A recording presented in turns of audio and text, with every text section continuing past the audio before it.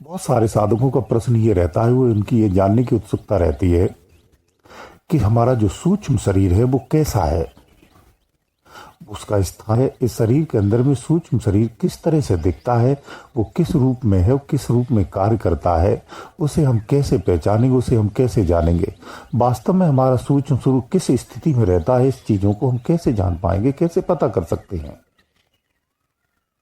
सूक्ष्म शरीर के बारे में जानने की उनकी उत्सुकता बेहद रहती है।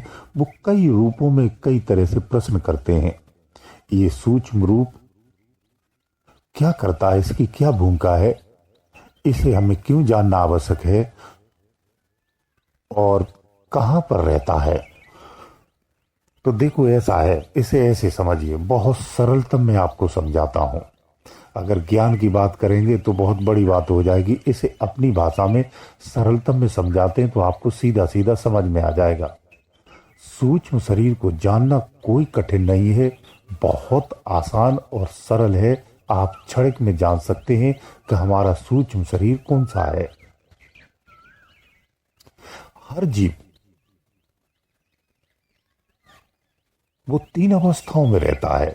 तीन शरीर उसके कहे गए हैं मुख्य रूप से, एक कारण शरीर, एक सूक्ष्म शरीर, एक स्थूल शरीर। इसका निर्माण भी इसी सीरियल से है जिस सीरियल से मैंने आपको अभी बोला है।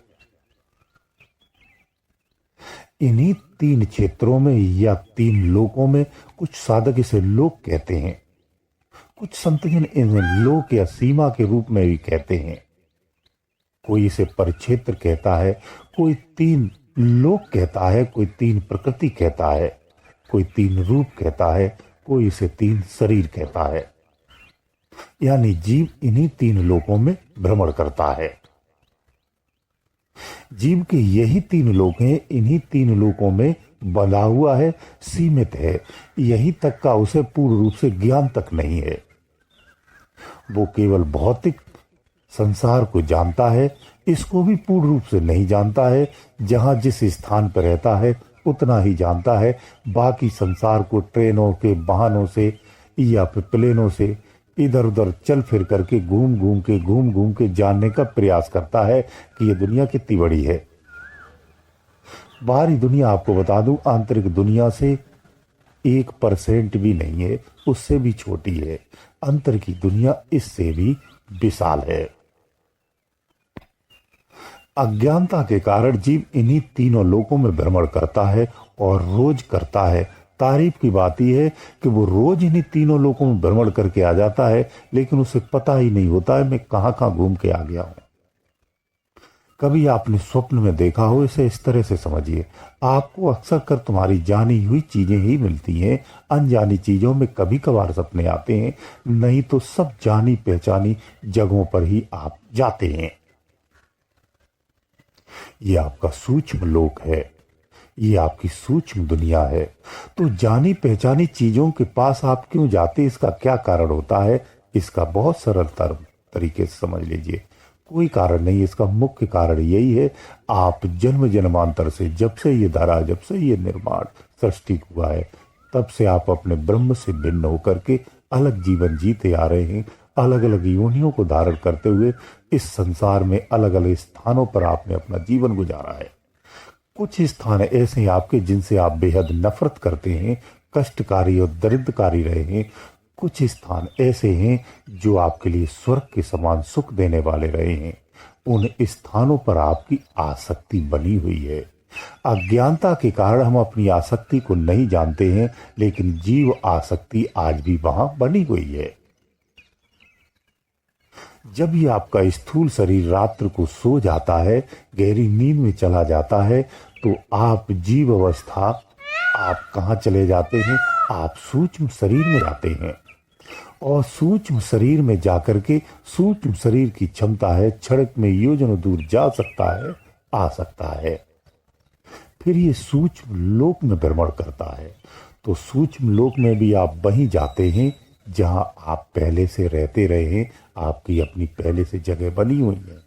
जैसे आप संसार में आप अपने प्रेमी के यहाँ जाते हैं, या जहां आपकी रिश्तेदारी, दोस्त, यार, या आपका अपना घर है, जहां आपको चाहने वाले होते हैं, सम्मान देने वाले लोग होते हैं, जहाँ मन प्रेम आपका होता है आप वहीं भ्रमण करने जाते हैं, अन्यत्र जगह नहीं जाते हैं, अनपरिचित जगहों पर भी नहीं जाते हैं।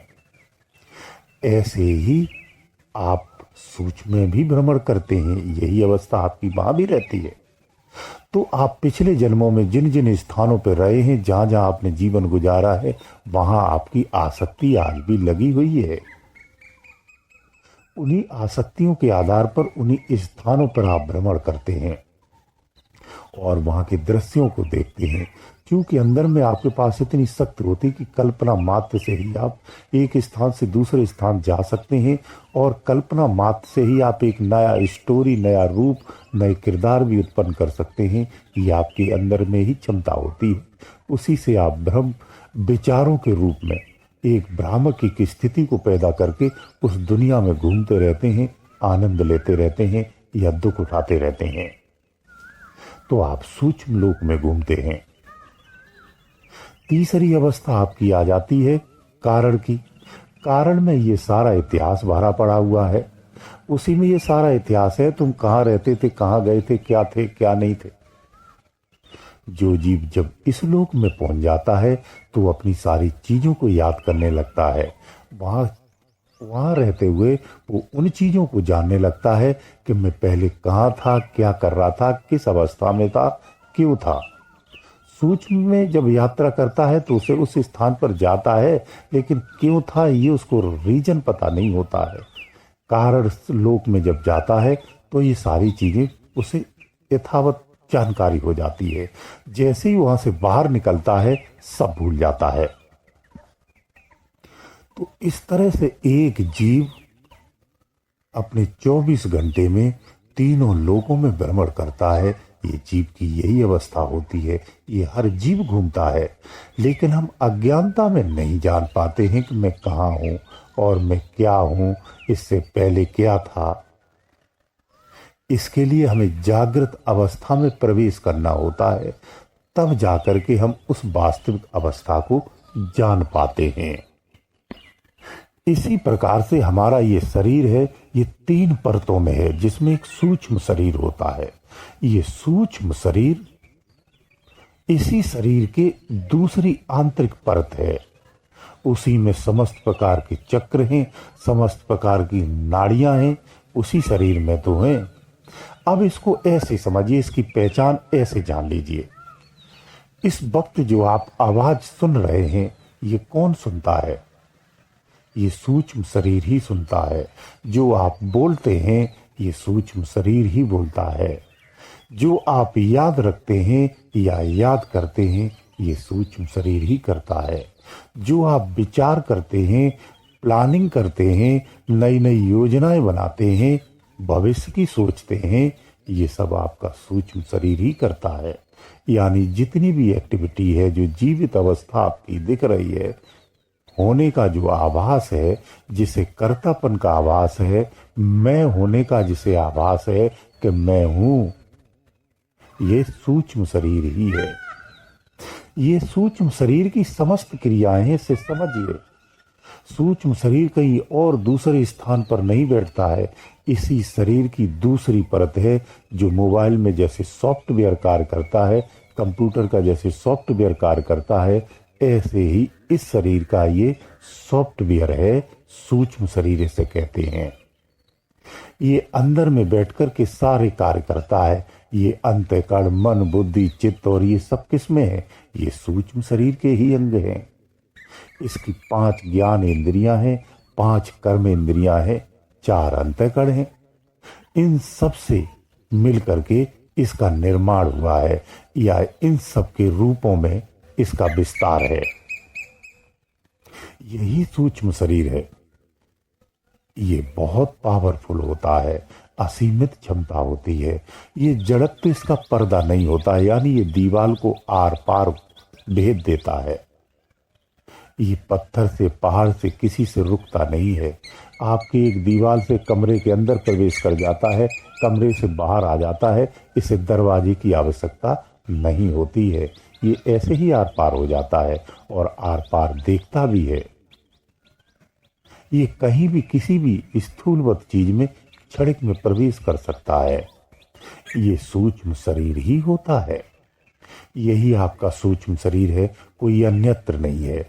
जब आप अंदर में साधनाएं करते हैं, अंदर में प्रकाश देखते हैं, ये आपका सूक्ष्म शरीर ही है। अंदर में जो चक्र आप जागृत करते हैं, कुंडलनी जागृत होती है, ये सारे चक्र आपके बने हुए हैं, वो आपके सूक्ष्म शरीर के अंदर ही है, सूक्ष्म बॉडी में है। स्थूल तो हाड़ और मांस का बना हुआ है, ऊपर में चमड़ी है और इसके अंदर कुछ भी नहीं है। जब तक ये सूक्ष्म शरीर इसके अंदर में ऊर्जा के साथ रहता है, तब तक ये आपका जड़ शरीर जागृत रहता है, जीवित रहता है और स्वस्थ रहता है। जब ये सूक्ष्म शरीर इससे अलग होने लगता है, तो इस शरीर की भिन्नता भी स्पष्ट देखी जा सकती है, जो साधनाओं के माध्यम से साधक देखते हैं।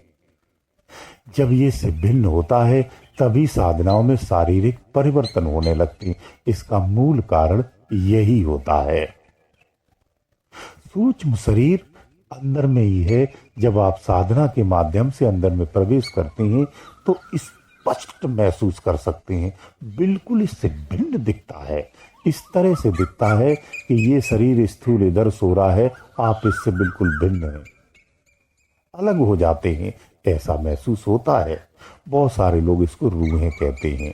अब इसकी और पहचान बता देता हूं। जो भूत प्रेत पिशाच जो आपको दिखते हैं, ये सब क्या है? ये सब सूक्ष्म शरीर में ही हैं। इनके पास अभी दो शरीर हैं, सूक्ष्म शरीर और कारण शरीर। दो शरीरों में ये भूत प्रेत पिशाच देव सब जीते हैं। तो जितने भी भूत हैं, ये सूक्ष्म शरीर में ही हैं। इनका केवल और केवल स्थूल शरीर क्षीण हो गया है, तभी तो वो उसी आकृति में दिखते हैं। ध्यान रहे, जो उसका स्थूल शरीर क्षीण होता है, स्थूल शरीर का ही जो आकृति होती है, वही आकृति उसके सूक्ष्म की होती है। अज्ञानता में वो उसे ही स्वीकार करता है। उसी के अंदर में विचार, भावनाएं, वासनाएं, ये सब सूक्ष्म शरीर में ही होती हैं। इसलिए मरने के बाद विचार उसके साथ रहते हैं, क्योंकि सारे विचार, सारी धारणाएं किसमें हैं? सूक्ष्म शरीर के अंदर होती हैं। जो यादें हैं वो सूक्ष्म शरीर में होती हैं। इसीलिए तो वो भूत बनते हैं, और भूत बनके अपनी अधूरी इच्छाओं को पूर्ति करने के लिए स्थूल शरीर यानी दूसरे के स्थूल शरीरों में घुस करके उसे कार्य करने का प्रयास करते हैं, इच्छाएं पूर्ति करने का प्रयास करते हैं। यानी भूत जो होते हैं वो सूक्ष्म शरीर में होते हैं। तो इस तरह से आप समझ सकते हैं कि सूक्ष्म शरीर किसे कहते हैं। इसकी मैंने आपको इस तरह से पहचान बताई है। गुरुदेव दयालु।